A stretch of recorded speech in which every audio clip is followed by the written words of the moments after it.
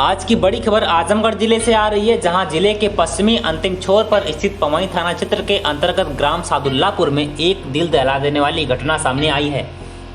बताते चले कि गुलाम गौस उम्र 32 वर्ष पवई थाना क्षेत्र के सादुल्लापुर गांव में निवास करते हैं।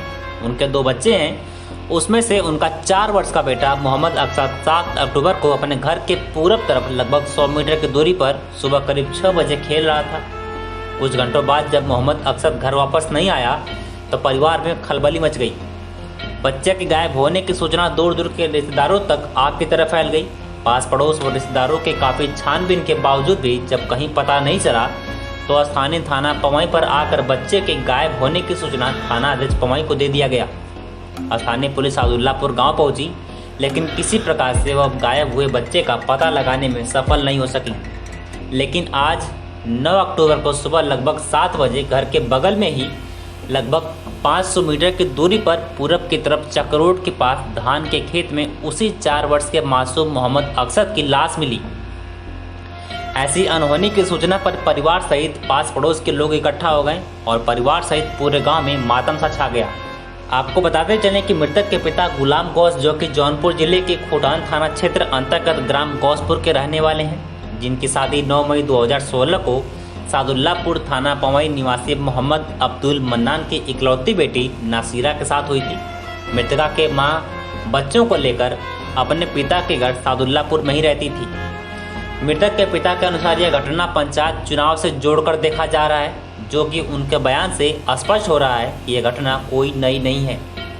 सर, यहाँ जो है हमारी व्यक्तिगत तौर पे किसी से दुश्मनी नहीं है, लेकिन जो हमारे ससुर अब्दुल मन्नान हैं, उनके भाई डॉक्टर नूर मोहम्मद, उनके जितने लड़के हैं, उनके लड़के और जो एक हमारे मौसा हैं इखलाक, उनके लड़के से लाइक पार्टी वगैरह से पुरानी रंजिश व इलेक्शन रंजिश दुश्मनी चली आ रही है। इसमें भी कुछ एंगल हो सकता है। इसके पहले ग्राम सादुल्लापुर में पंचायत चुनाव के बाद कई घटनाएं हुई हैं, लेकिन आज की यह घटना दिल दहला देने वाली है और सनसनीखेज खबर बनकर सामने आई है, जिसमें स्थानीय प्रशासन की लापरवाही भी स्पष्ट रूप से प्रतीत होती नजर आ रही है।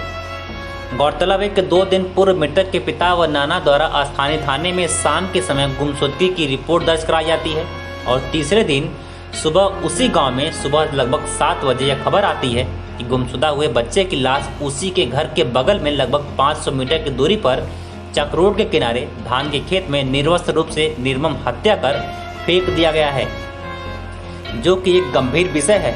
वह स्थानीय प्रशासन को चुनौती भी है। इसमें पूरी तरह से स्थानीय प्रशासन की लापरवाही है। अगर स्थानीय थाना प्रभारी द्वारा समय से और जिम्मेदारी पूर्वक कार्रवाई की गई होती तो शायद इस तरह का मामला सामने नहीं आता।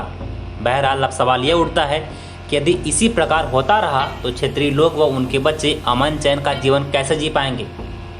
घटना की सूचना पाकर मौके पर पहुंचे पुलिस अधीक्षक आजमगढ़ तमाम पुलिस बल के साथ लाश को कब्जे में लेकर पोस्टमार्टम के लिए फिलहाल भेज दिया है। तो सर, आपका क्या नाम है? सर, मेरा नाम गुलाम गौस सन ऑफ मोहम्मद असलम। मेरा बेटा मोहम्मद अकदस था, जो कि 7 तारीख शाम 6 बजे के बाद से हमारा बच्चा घर के पीछे से गायब हुआ।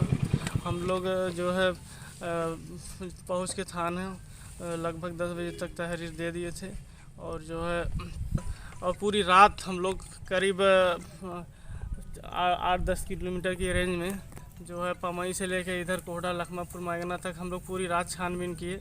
जो है हमारा बच्चा कहीं नहीं मिला और कल भी हम लोग दिन में भी खोजे। आज रात सुबह भी हम इस रास्ते से गुजरे, तब हमारे बच्चे नहीं मिला। लेकिन हमारे यहाँ से हम यहाँ लगभग 6:30 बजे इस रास्ते से गुजरे। लगभग आधे घंटे बाद लगभग 7 बजे सुबह के टाइम ये पता चला कि बच्चा की बॉडी यहाँ पड़ी मिली। कुछ लोग देखे तो हमको पता चला, हम लोग भाग के आए, तब तक यहाँ काफ़ी भीड़ हो चुकी थी। लापता कैसे हुआ था बच्चा? सर, बच्चा घर पे पीछे जो सीढ़ी पे बैठ कर चॉकलेट खा रहा था, वहीं से कोई बच्चा को उठा लिया। अच्छा, इस जो जानकारी नहीं, जो बच्चा मान लीजिए किसी तरह से आपका गायब हो गया, तो क्या उसके किसी के ऊपर संदिग्ध सुराग है?